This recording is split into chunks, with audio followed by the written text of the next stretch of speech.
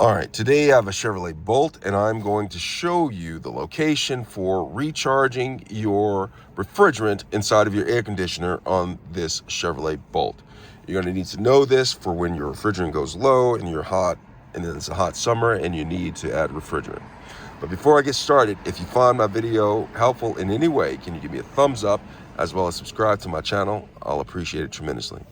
All right, so I'm inside of the vehicle. I'm going to make sure it's in park. The parking brake is engaged. I'm going to turn it on. Okay, so you need your engine running when you're adding refrigerant. Okay, and so what I'm going to do is I am going to get outside. Oh yeah, before I get started, if you find my video helpful in any way, can you give me a thumbs up and subscribe to my channel? I'll appreciate it tremendously. All right, so the hood I have to access. And so what I'm going to do is I'm going to go down here.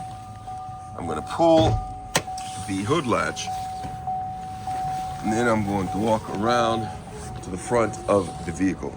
All right, so the front of the vehicle, I'm going to find this, and I'm going to take the lever, pull it, slide it to the side. This is the lever I had to slide to the side. And then I'm going to put up the kickstand. Put the kickstand into place, and then I'm going to look down here, and I'm going to look for the low pressure nozzle. I believe you'll find the L on it. I believe it's that one, but it's the larger nozzle for the air conditioner. Let me go ahead and show you this right here. Is that L? I don't know if it says L. Well, I'm taking L on this one right here because I can't find the L. I believe it's that one. Yeah, it's the larger one right here. All right, and that is the location. But check your owner's manual so you know for sure on what you're doing. Thanks a lot for watching. Hope this is helpful.